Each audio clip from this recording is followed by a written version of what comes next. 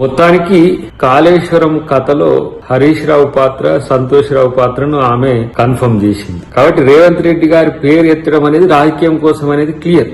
కానీ అన్నిటికంటే ముఖ్యంగా ఏంటంటే ఇప్పుడు కాళేశ్వరంలో అవినీతి జరిగిందని మాత్రం కవిత ఒప్పుకున్నట్టే లెక్క.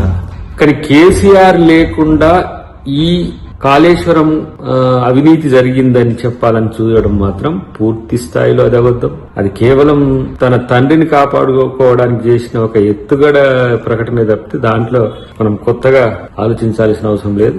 ఏది ఏమైనా సిబిఐకి అప్పచెప్పినాం కదా. ఎవరి పాత్ర ఎంత, ఎవరివి కథలు, ఎవరు కట్టుకథలు, ఎవరి పిట్ట కథలు, కాళేశ్వరం దొంగలు, ఇవన్నీ కూడా ఇలా బయట పెట్టడానికి తెలంగాణ ప్రభుత్వం సిబిఐకి ఇచ్చినా వాటి పర్సువేషన్ లో కూడా కాంగ్రెస్ ప్రభుత్వం ఉంటుంది, కాంగ్రెస్ పార్టీ కూడా ఉంటుంది. కాబట్టి రేవంత్ రెడ్డి గారి మీద ఆరోపణలు చేయడం ద్వారా సెన్సేషన్ మాత్రమే తప్పితే దాంట్లో ఎవరు కూడా దాన్ని పట్టించుకోరు, నమ్మరు.